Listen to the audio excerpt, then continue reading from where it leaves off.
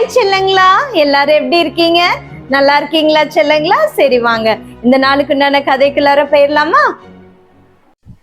அது ஒரு எழில் கொஞ்சம் அழகிய காடு. அந்த காட்டுல அநேக ஆறுகளும் குளங்களும் காட்டோட அழகுக்கு மேலும் மேலும் அழகு சேர்த்தன. அந்த அழகான சூழ்நிலையில கொஞ்சி பேசும் மான்களும் கெஞ்சி பேசும் கிளிகளும் கடவுளின் அற்புதமான படைப்பை உணர்த்தி கொண்டே இருந்தன. நாங்களும் இறைவனின் அற்புத படைப்பு தான் என்று சொல்லும் விதமாக குரங்கு கூட்டங்கள் மரத்துக்கு மரம் தாவி குதித்து விளையாடி கொண்டே இருந்தன. அந்த குரங்கு கூட்டத்துல சிங்கு அப்படின்னு ஒரு சுட்டி குரங்கு குட்டி ஒண்ணு வாழ்ந்து வந்துச்சு.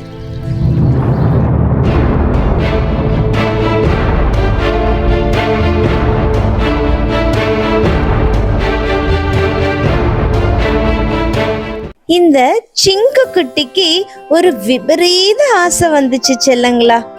என்ன ஆசை தெரியுமா? செல்லமே சொல்ல போறேன், கவனமா கேளுங்க. ஆமை என்ன மாதிரி நானும் நீச்சல் அடிக்கணும் அப்படின்னு இந்த சிங்கு குரங்கு குட்டிக்கு ஆசை வந்துச்சு. ஏன்னா இதுதான் சுட்டி குரங்காச்சே. உடனே என்ன பண்ணுச்சு தெரியுமா?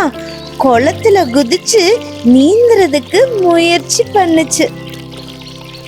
ஆனா இந்த சுட்டி குரங்கால நீந்தவே முடியல செல்லமே. இந்த சிங்கு குட்டி தண்ணில தத்தளிப்பதை பார்த்த நம்ம ஆமை என்ன அந்த குரங்க காப்பாத்துனாங்க.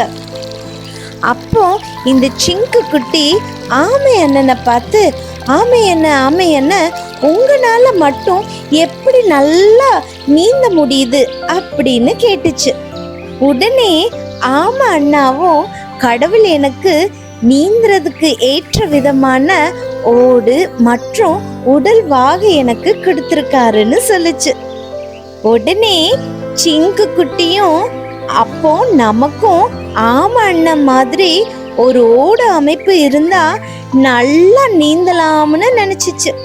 காட்டுல இருந்த இலவம் பஞ்சுகள்ல ஆமையோட ஓடு மாதிரியே உடம்புல சுத்தி கட்டிக்கிட்டு குளத்துல குதிச்சுது. இலவம் பஞ்சு தண்ணில விழுந்தா என்ன ஆகும் செல்லமே? இலவம் பஞ்சு தண்ணிய உறிஞ்சிக்கிட்டு வெயிட் ஆயிடும் இல்லையா? அதனால வெயிட் தாங்க முடியாம இந்த சிங்கு குட்டி தண்ணிக்குள்ள மூழ்க ஆரம்பிச்சுது. அப்போ யாராவது என்ன காப்பாத்துங்கன்னு சத்தம் போட்டு கத்துச்சு இந்த சிங்கு குட்டி. அதை பார்த்து 2-3 ஆமைகளும் ஒன்று சேர்ந்து நம்ம சிங்கு குட்டியை காப்பாத்தி எப்படியோ கரைய சேர்த்தாங்க செல்லங்களா. அப்பதான் சிங்கு குட்டியோட அம்மா அங்க வந்தாங்க.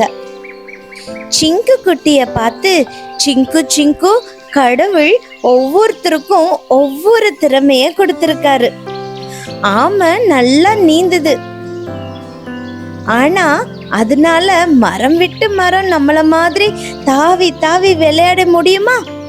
முடியாதுல்ல சிங்கு. அதனால நீ உனக்கு கடவுள் என்ன திறமைய கொடுத்திருக்காரோ அத அடையாளம் கண்டுபிடி.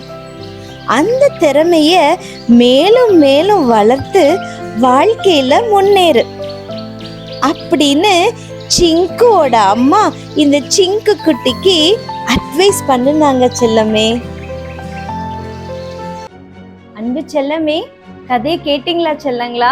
இந்த குரங்கு பாத்தீங்களா, நம்ம ஆமை அண்ணன் மாதிரி இந்த குளத்துல நீச்சல் அடிக்கணும்னு சொல்லி அது போய் என்ன பண்ணுச்சு? பஞ்சையெல்லாம் மேல கட்டிக்கிட்டு போய் தண்ணிக்குள்ள குதிச்சுது. அது கரெக்டா? அது தப்பு தானே? ஏன்னா ஒவ்வொருத்தர்கிட்டையும் ஒரு ஸ்பெஷல் திறமை ஏசப்பா கொடுத்துருக்காங்க செல்லங்களா. ஆமைக்கு தண்ணிக்குள்ளார நீந்த முடியும், குரங்குக்கு மரத்தை விட்டு தாவ முடியும். ஆனா அது ஆமைனால செய்ய முடியுமா? செய்ய முடியாது தானே செல்லமே. அதே போலதான் என் அன்பு செல்லமே, உங்க ஒவ்வொருத்தர்கிட்டையும் ஏசப்பா ஒவ்வொரு திறமைய கொடுத்திருக்காங்க. அந்த திறமைய என்னன்னு நீங்க தான் செல்லங்களா கண்டுபிடிக்கணும். சரியா? அக்கா, உங்க கிட்ட திறமை இருக்குன்னு சொல்றீங்க, அது எப்படி நாங்க கண்டுபிடிக்கிறது அப்படின்னு நீ கேக்குறியா செல்லமே? நீ டெய்லியும் ஏசப்பா கிட்ட ஜெபம் பண்ணும்போது, ஏசப்பா உன்கிட்ட என்ன திறமை இருக்கு அப்படின்னு அவரே சொல்லி கொடுப்பாரு. சரிக்கா, நான் ஜெபம் பண்றேன், அது எப்படி ஏசப்பாக்கு தெரியும் அப்படின்னு கேக்குறியா? ஏசப்பாக்கு எல்லாமே தெரியும். ஏன்னா பைபிள்ல ஒரு வண்டர்ஃபுல்லான ஒரு வசனம் ஏசப்பா உங்களுக்கு கொடுத்திருக்காங்க. என்ன வசனம் தெரியுமா? நம்ம பரிசுத்த வேதாகமோ நம்மளை எவ்வளவு லவ் பண்ணுது பாத்தியா செல்லமே. நமக்கு எப்படி ஒரு வசனம் கொடுத்திருக்கு தெரியுமா? அந்த வசனம் என்னன்னு நான் சொல்றேன், கேளுங்க. தேடுங்கள், அப்பொழுது கண்டடைவீர்கள். பாத்தியா? தேடுங்கள், அப்பொழுது என்னவா? கண்டடைவீங்களா? நீங்க என்ன பண்ணணும்? தேடணும். தேடும் போதுதான் அதை நீங்க கண்டுபிடிக்க முடியும். எப்படி தேடுறது? அது காலையில எந்திரிச்சு நீங்க ஆண்டவர்கிட்ட முட்டி போட்டு ஜெபம் பண்ணும்போது ஏசப்பா அத உங்களுக்கு காமிப்பாரு. அதை வச்சு நீங்க என்ன பண்ணலாம்? வாழ்க்கையில முன்னுக்கு வரலாம். நீங்க ஜெபம் பண்ணும்போது, ஏன்னா ஏசப்பாக்கு நீங்க போய் முட்டி போட்டு ஜெபம் பண்ணும்போது அவருக்கு அவ்வளோ இஷ்டம் செல்லங்களா. அதுவும் நீங்க ஏசப்பா கிட்ட, என்கிட்ட என்ன திறமை இருக்கு ஏசப்பா, அது எனக்கு சொல்லி கொடுங்க, நான் அதுல ஷைன் ஆகணும் அப்படின்னு நீ சொல்லி ஜெபம் பண்ணும்போது ஏசப்பா உன்னுடைய திறமை என்னன்னு சொல்லி அவர் உனக்கு காமிச்சு கொடுப்பாரு செல்லங்களா. நீ அதுல வாழ்க்கையில அதன்படி நீ செயல்படும் போது நீ வாழ்க்கையில யாரும் உன்னை பிடிக்க முடியாத உயரத்துக்கு நீ போயிருவ. பத்தியா ஏசப்பா எப்படி ஒரு பியூட்டிஃபுல்லான வசனத்தை நமக்கு கொடுத்துருக்காங்க பாத்தியா.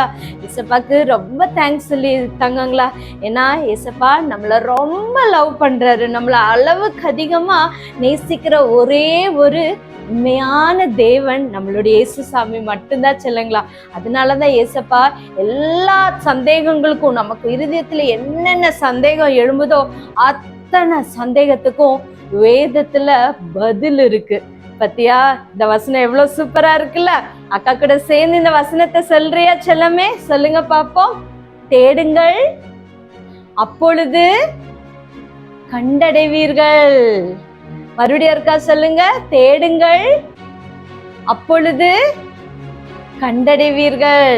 இந்த வசனம் எங்க இருக்கு? மத்தேயு 7:7. சொல்லுங்க. சூப்பர் செல்லுங்களா. உன்னுடைய லைஃப்ல என்கிட்ட என்ன சேலஞ்ச் இருக்கு அப்படின்னு நினைச்சு இனிமேல் நீ யார்ட்டையாவது சொல்லி புலம்புவியா? புலம்ப மாட்டல. உன்கிட்ட இருக்கிற சேலஞ்சை நீ எப்படி கண்டுபிடிப்ப? கரெக்ட், ஜெபத்தின் மூலமா தான் நீ கண்டுபிடிக்க போற இனிமேல். சரியா சொல்லுங்களா? உங்களுடைய டேலண்ட்டை இன்னைக்கு நைட்ல இருந்தே கண்டுபிடிக்க ஆரம்பிங்க. ஏசப்பா கிட்ட முட்டி போட்டு ஜெபம் பண்ணுங்க. சரியா சொல்லுங்களா? மறுபடியும் அக்கா நாளைக்கு நைட் உங்களை பார்க்க வர. பாய், குட் நைட்.